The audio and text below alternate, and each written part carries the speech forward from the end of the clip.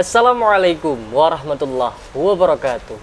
Hai Pehaba, apa kabar teman-teman sekalian dimanapun berada? Mudah-mudahan kita senantiasa sehat walafiat dan dalam keberkahannya. Kembali lagi di channel Ihsan Maulana, sebuah channel yang menghadirkan 3 segmentasi: bincang bola, ngobrol inspiratif, dan review buku. Di kesempatan ini, di Bincang Bola, kita telah kedatangan tamu istimewa, orang jauh dari timur Indonesia. Beliau adalah kakak Zamroni, gelandang stylish dari Persiraja Banda Aceh. Kita ucapkan selamat datang kakak di channel ini. Selamat Mecan. Apa kabar kak? Alhamdulillah baik. Teman-teman, selanjutnya kita akan coba bincang-bincang tentang perjalanan karir seorang Kak Oni, panggilan akrabnya Kak Oni, dan hal-hal yang berkelidan dengan itu. Kakak sendiri kan orang dari Maluku Utara, khususnya dari Ternate. Apa sih sebenarnya yang menyebabkan di Ternate itu banyak pemain-pemain Ternate itu yang hebat-hebat, yang mewarnai Liga 1, apalagi Liga 2 di Indonesia? Sebenarnya di sana sih biasa aja di sana.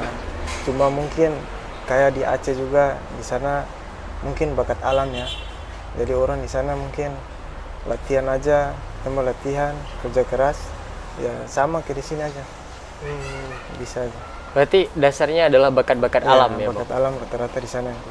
Kalau untuk Kalau untuk SSB sendiri di sana banyak tidak? Iya, banyak. Kalau SSB rata-rata banyak, dan kompetisi SSB dia berjenjang. Dari umur berapa tetap ada di sana. Makanya pemain-pemain muda juga banyak yang keluar juga, yang banyak. Nah, di antara banyak itu kira-kira kadang-kadang ketika kita pulang kampung selesai kompetisi itu, ada berapa banyak sih kisaran anak-anak Ternate yang malang melintang di Liga 1 dan Liga 2 kira-kira kalau kita jumlahkan, kalau kita untuk main-main berapa klub gitu? Kalau di sana kan kita ada grup juga. Jadi biasa pemain liga di sana Maluku Utara ya. Itu biasa, itu kalau kita buat grup, maksudnya buat pertandingan, biasa pertandingan persahabatan, itu bisa dapat tiga tim. 3 tim? Iya, kalau 3 tim, kalau enggak 4 tim, kalau ngumpul ya. Jadi bisa gabung itu Liga 2, Liga 3, Liga 1. Dan tetap ada, tiap tahun tetap ada kalau pulang. Nah teman-teman, selain soal bakat alam, diaspora anak-anak Maluku Utara itu lumayan banyak di Liga Indonesia, baik Liga 1 ataupun Liga 2. Kalau Liga 3 juga sama banyaknya kan, begitu. Teman-teman, dalam video kali ini jika teman-teman terasa agak bising sedikit, agak ribut sedikit, mohon dimaklumi karena kita teritorinya tidak jauh dari jalan raya gitu. Terus Kak Oni sendiri mengawali karir ini beda nih dari banyak teman-teman kan ketika muda rata-rata itu mereka berawal dari PON, sedangkan Kak Oni sendiri bukan dari PON gitu. Bagaimana sih ceritanya? Ya, di sana kan saya mungkin ada kawan juga di sana.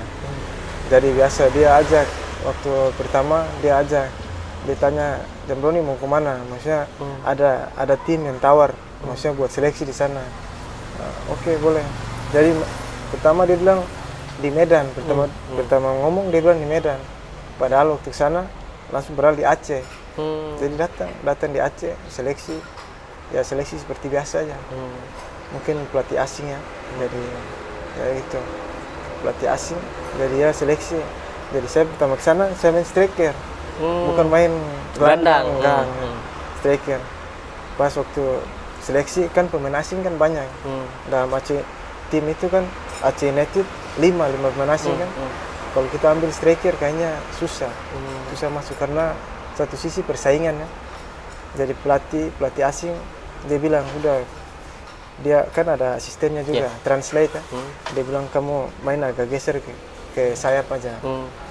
Dan pada saat itu alhamdulillah mungkin rezeki juga, dan bisa juga masuk ke tim nasional.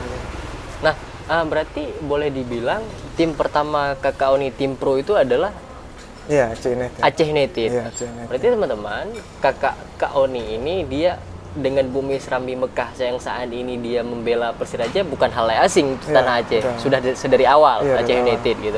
Saat itu seangkatan dengan Torres ya?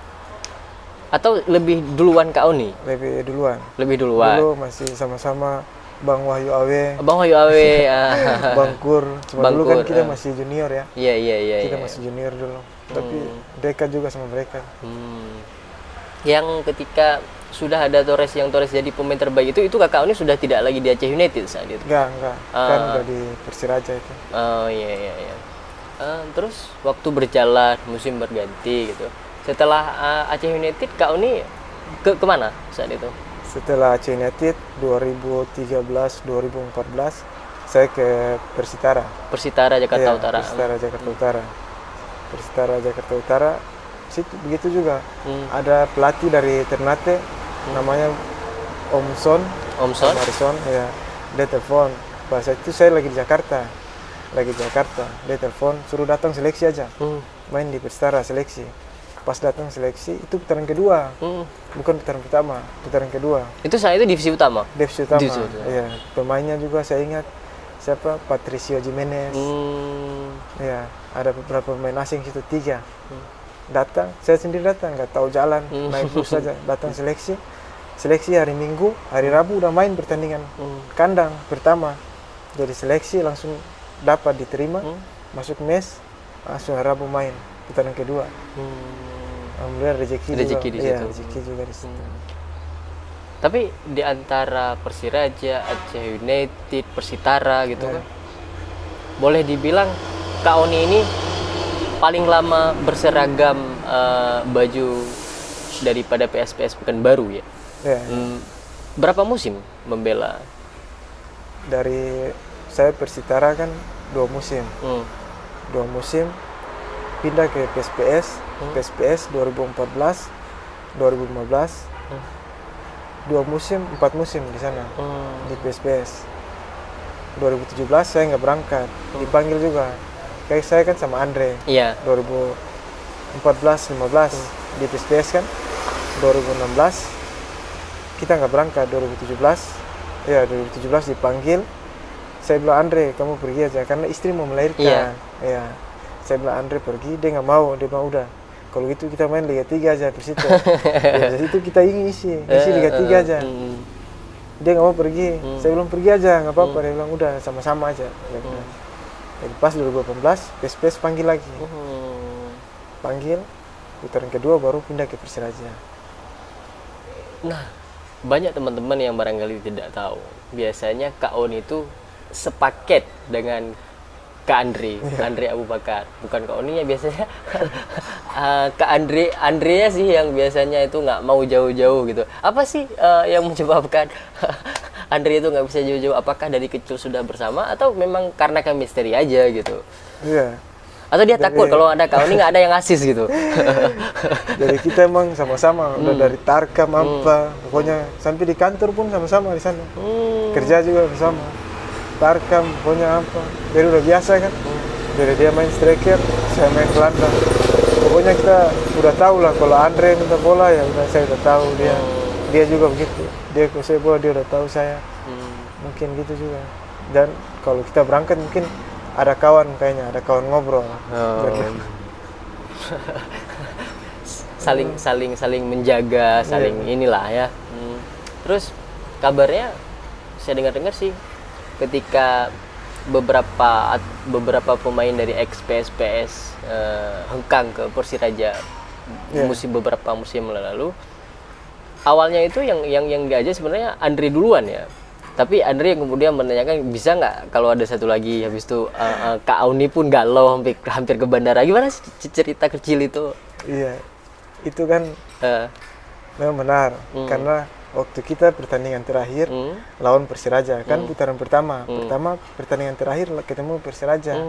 Jadi ketemu Persiraja itu presiden juga ada, saya lihat ya, manajer Persiraja ya waktu itu ya Bang Degam ada, presiden ada nonton dan kita menang 5-2 atau 5-3 ya. Sekali kita menang, mungkin itu dia lihat mungkin yang paling menonjol Andre kayaknya. Maksudnya kalau saya kan mungkin asis saja, maksudnya biasa aja. Andre juga buat kalau nggak salah 2 gol apa. Habis main dari situ kan kita main Piala Indonesia di Batam. Main di Batam, telepon Andre, manajemen, Pasekom. Nggak tahu tapi kalau masalah dia mau duluan apa telepon dia, saya nggak tahu, mungkin dia nggak ngomong. Tapi kayaknya dia telepon Andre mungkin bilang sama saya juga kayaknya. Dia bilang kalau boleh sama Jambroni juga. Iya. Karena orang itu kan biasa sepaket, paket dari SPS kan sama-sama terus. Kalau nggak salah yang bilang itu Cimeng ya, Firman siapa namanya? Firman. Iya, Cimeng. Cimeng. Cimeng. Karena dia kan mau juga. Iya. Bos paling mau ajak tuh dia. Ya, presiden. Jadi dia panggil, saya bilang Andika melalui Andika juga. Presiden langsung telepon Andika, gimana nih, ajak siapa? Jambroni sama Andre juga. Dia Andika kasih HP ke saya, langsung ngomong. Saya bilang belum ada kepastian juga kan, harus kita tanya manajemen lagi kan, Sekum juga. Dia bilang oke, saya kasih kabar sampai besok ya. Sampai besok, karena besok kan udah balik. Jadi orang ini tim dia pergi ke Persiraja. Putaran kedua kita ketemu Persiraja lagi. Dia ke Persiraja, dia ke Persiraja. Kita malam itu pokoknya pusing, udah dilema antara mau pindah sama nggak mau pindah nih. Karena kan kita sama-sama udah lama di PSPS, udah nggak tahu lagi. Jadi malam itu Andika telepon. Andika diterima telepon dari presiden, Sekum juga gitu. Dia bilang gimana, jadi nggak? Akhirnya kita ngomong sama Firman, sama Nana, Sekum juga di sana kan, sama bos, gimana bos, kita mau pindah. Bos bilang terserah kalian kan. Oke, terserah. Kita ambil keputusan 5 orang pemain PSPS yang dipanggil, Renggor, Andika, saya juga, Andre sama Ponda. Ya, jadi tim PSPS saat itu dia pergi ke Aceh. Kita yang pindah, kita pulang ke PSPS, ambil barang, baru ke Aceh. Jadi pas itu kita ketemu di sana.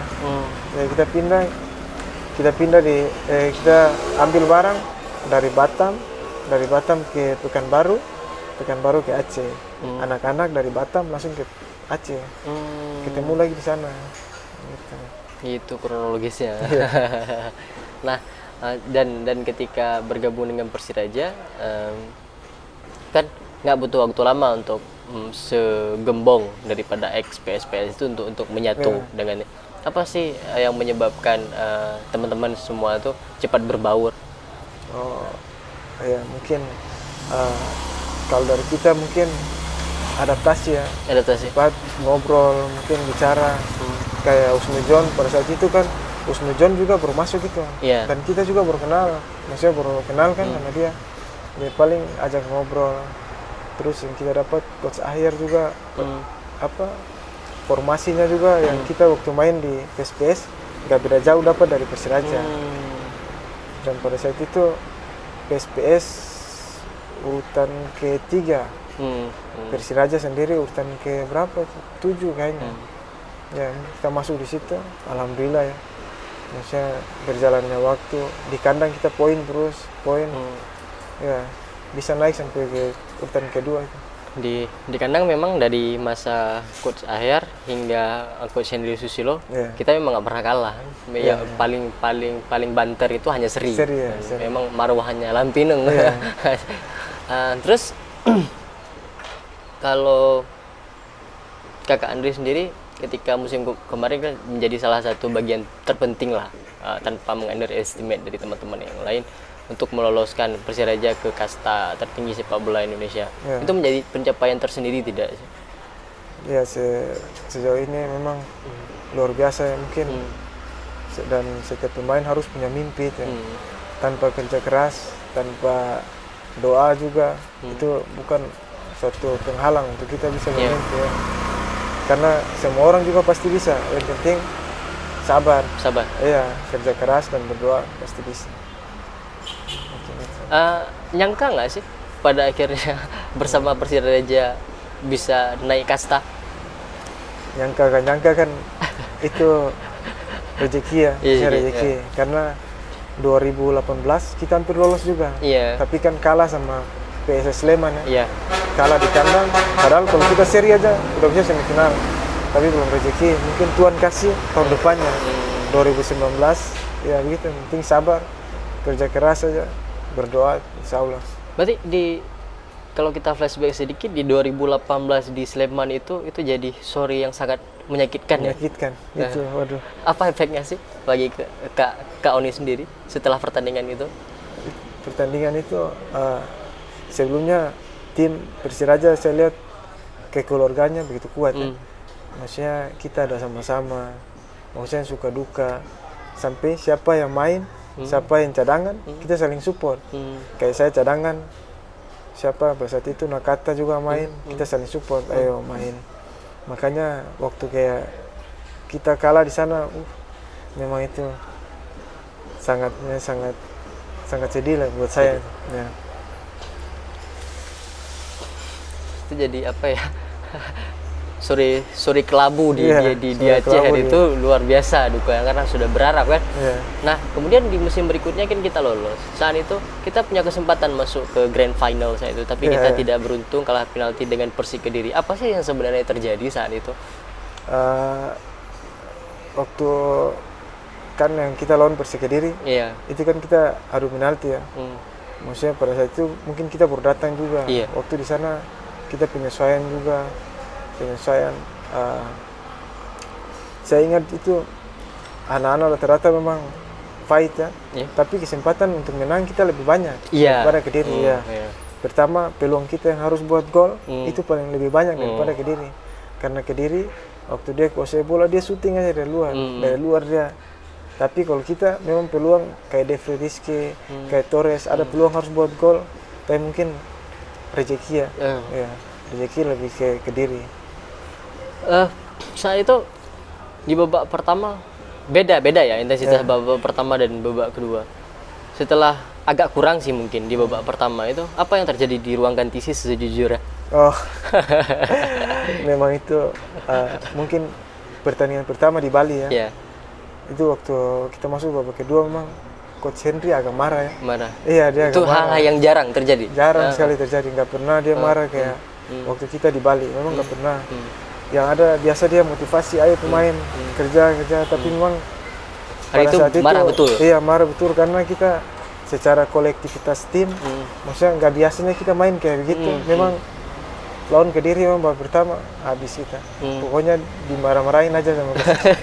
Berarti itu boleh dibilang kali pertama Coach Henry yang marah besar. Marah besar. Kali pertama dia memang marah besar. Ada kata-kata yang membekas nggak di ruang ganti saat itu? Nggak ada sih, tapi pokoknya ada nada-nada tinggi lah yang dia ngomong. Pokoknya nggak ada sekali kalian main kayak Aceh. Ini bukan Aceh. Babak kedua saya mau kalian main seperti Aceh. Lantak laju dia ngomong. Lantak laju. Pokoknya habis itu setelah ada drama dalam ruang ganti, itulah yang kemudian memperbaiki perform di babak kedua. Setelah itu kita kan adu penalti. Itu kan soal nasib gitu.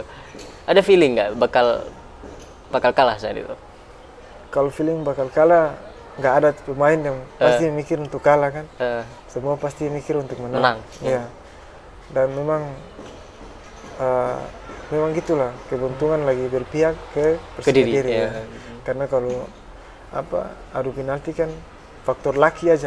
Siapa yang lebih beruntung, dia lebih maju ya. Terus kan kalah itu. Semua duka karena secara hitung-hitungan saat itu banyak orang berkeyakinan bahwa peluang kita tuh lebih besar saat kita lawan Persik ketimbang kita melawan Sriwijaya gitu. Setelah kalah itu, apa yang dilakukan oleh manajemen dan teman-teman saat berkabung itu jelang menghadapi Sriwijaya? Ya, jelang menghadapi Sriwijaya, mungkin kita kan udah pernah ketemu sama dia juga. Waktu dua wilayah kan kita satu grup sama mereka juga kan. Dia grup barat juga, jadi kita udah tahu. Terus karakter Liga 2 sama Liga 1 kan beda. Tapi dia rata-rata karakter Liga 1. Pemain juga kan pemain senior. Jadi kita merasa main lebih enjoy daripada kita lawan Kediri. Kediri tekanan kita, anak-anak muda kan. Tekanan, tapi waktu lawan Sriwijaya kita bisa kuasai bola enak. Dia juga pressure-nya beda.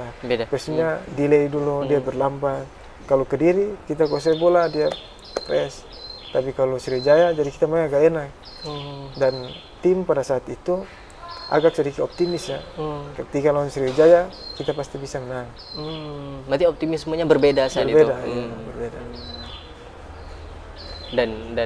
Dan seperti teman-teman tahu kita lolosnya itu 1 gol daripada Torres saat itu. Sore itu menjadi salah satu momen terbaik dalam hidup. Luar biasa. Sempat berhajat gitu gak sih?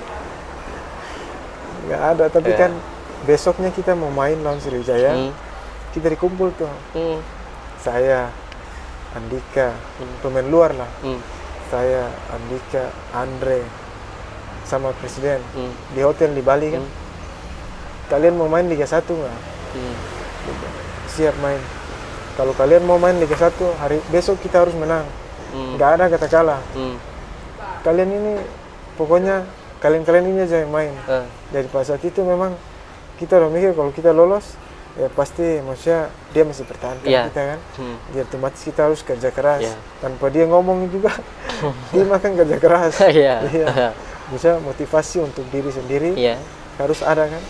Jadi tetap mungkin minum dulu.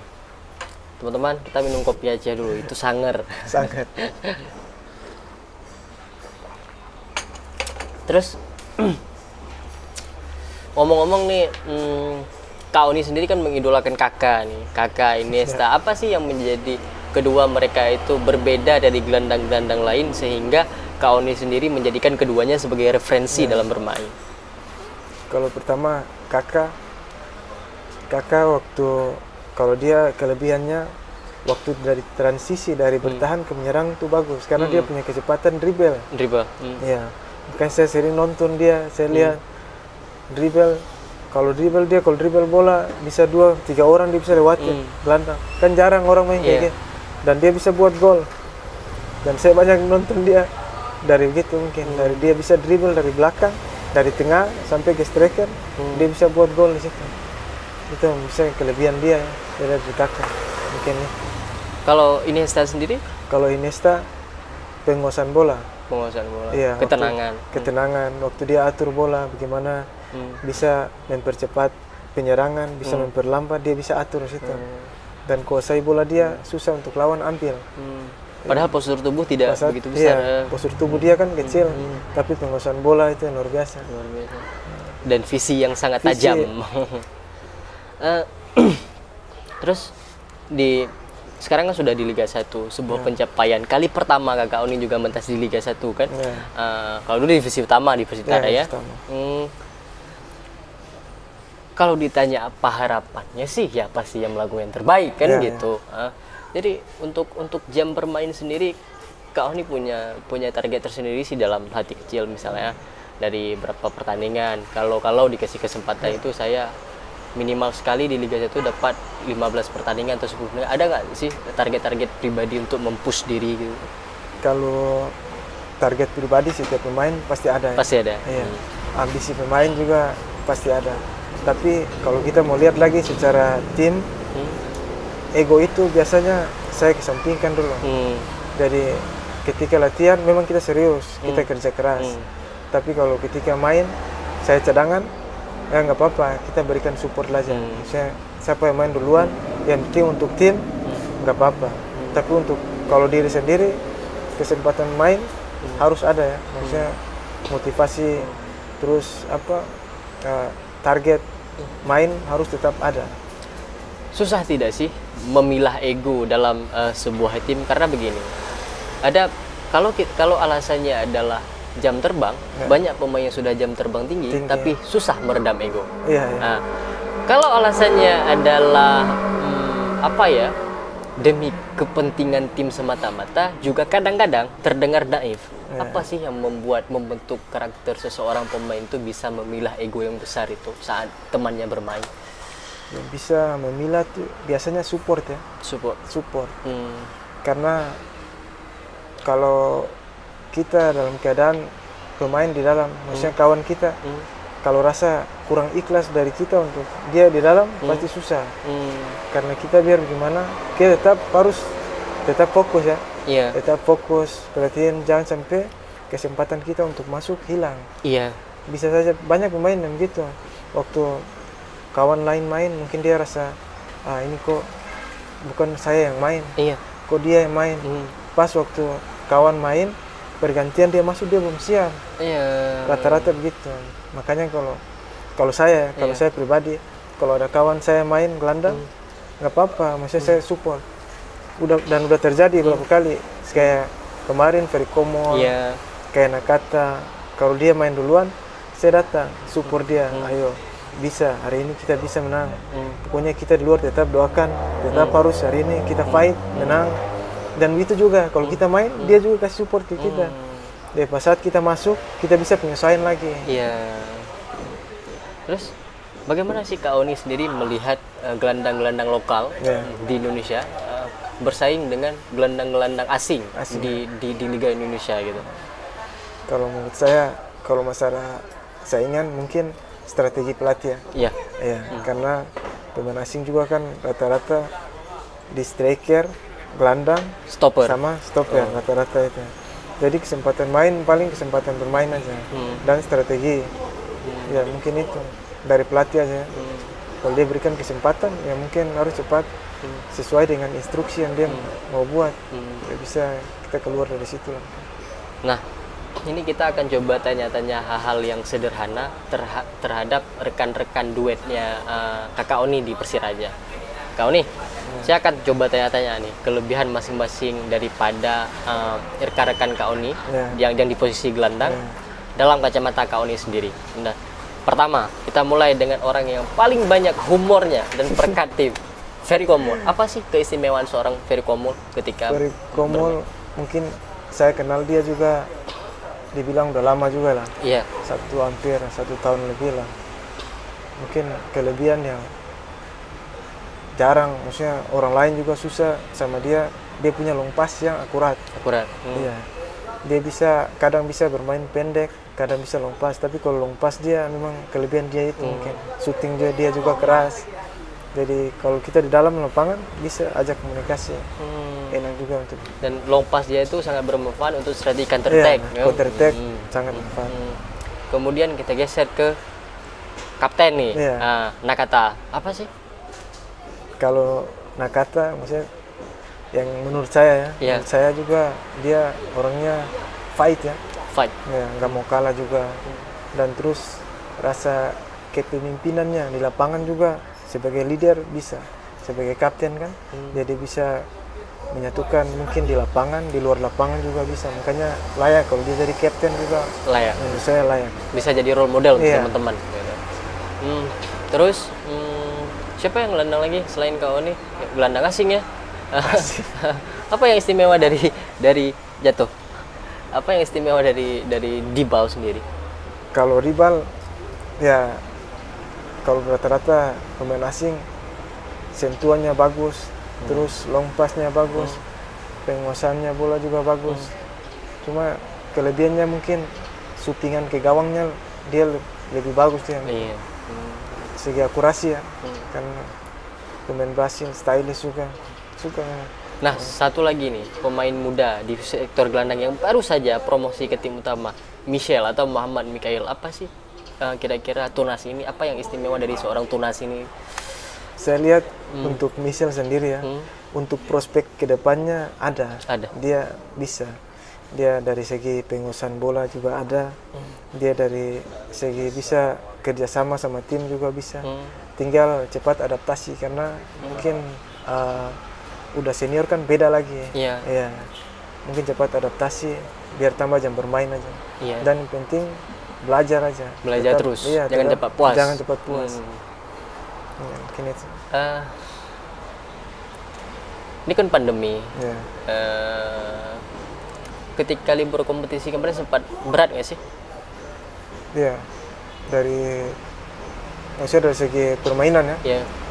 Ya memang pandemi ini juga merasa sebagai kita seorang pemain karena berapa bulan terakhir ini maksudnya nggak ada liga ya. Iya. Dan kita ketika kembali kita harus mulai dari nol lagi. Iya, dari nol.